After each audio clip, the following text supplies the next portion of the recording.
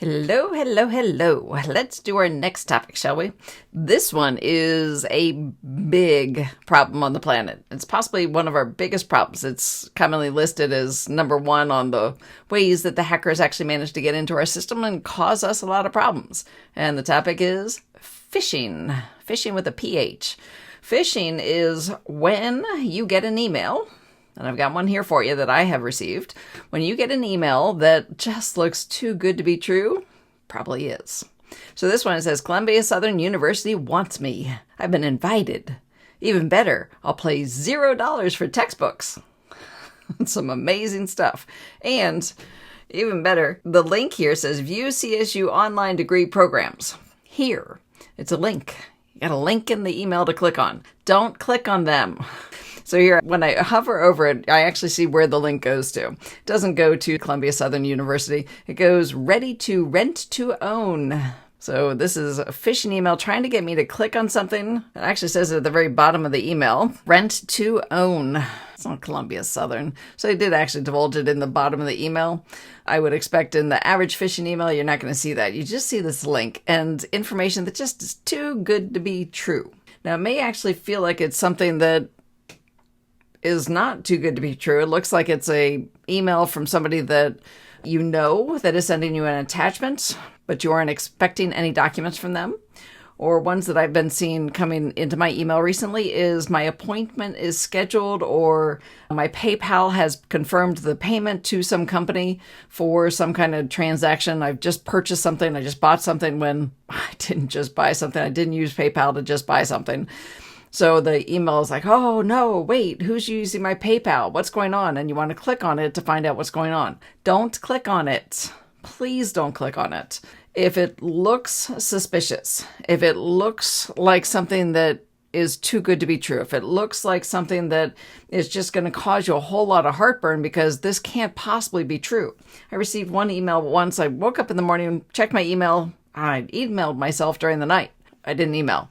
It looked like somebody had hacked into my email account because it's actually really easy to change the header that's at the beginning of an email where it says who it's coming from. That's actually really easy to change. Not for the average user, but with a little bit of technology in place, the hacker, it's actually pretty easy. So it looked like the attacker had gotten into my system and emailed from me. They didn't. They just altered the header. And what it said was they'd been watching me. They'd been watching me on my camera, like you're watching me right now. And they had seen what I'd been doing. And if I didn't pay them money, they were going to tell the whole world about what I've been doing at my desk, which is just work. But that's not what they were saying. They'd said I'd been up to some things. Just leave it at that. I'd been watching some videos and they wanted to tell my partner or tell my boss or tell somebody. No, they weren't in my email. It's just simply a changing of the header. It's really easy to do. And nobody's been in my system looking through the camera at me. It was just trying to get me to click on a link so that they could actually gain access to my email system or to my computer or to something else.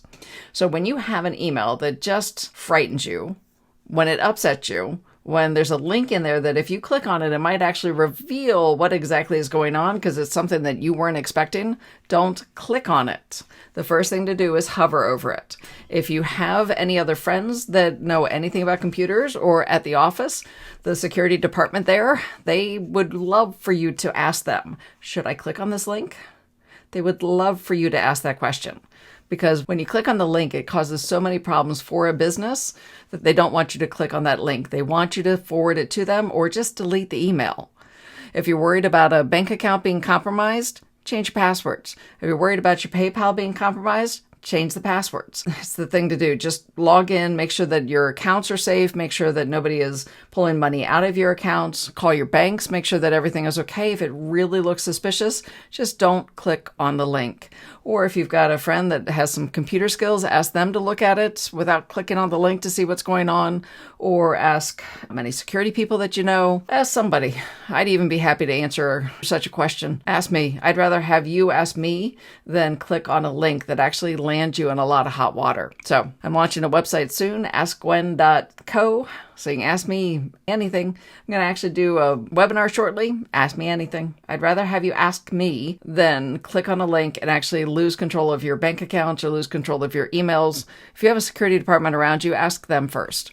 But the emails, don't click on the links in the emails, especially when it's something you didn't expect, something you don't know about, something that looks upsetting because you've never heard about it and your account looks like it's compromised or something. Please don't click on the link. How many times did I say that?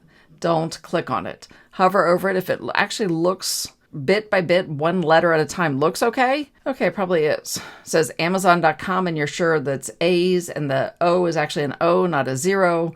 There's no extra letters or numbers or anywhere in the link, then it's going to take you to Amazon.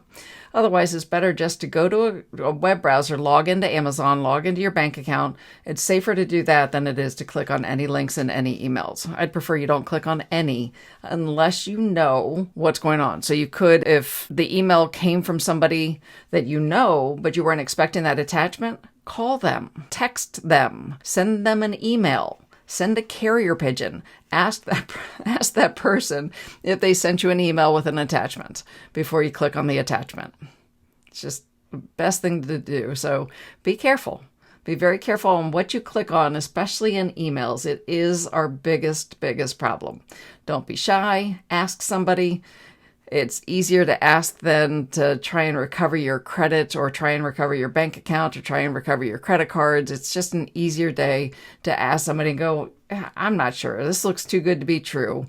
Should I click on this link? Most of us would be more than happy to answer you with yes or no. Let me take a look at it, or just delete it. You don't know anything about it? Delete it. Check your bank account. Make sure it's okay. You're worried about it? Change your passwords. And that is actually when you should change your password, is when you think it's been compromised. That is the best time to change your password. So guidance from NIST, the National Institute of Standards and Technology, you change the password when you know it's been compromised or you think it's been compromised. If you're worried, change it. Otherwise, just have a long password. So like I said in my last video, passwords 18, 19, 20, 21, 22 characters, that's great. Use a password manager. Let's go back to that video. So don't click on the links. See you in the next one. Give me a like, give me a follow. I will see you later. Stay safe.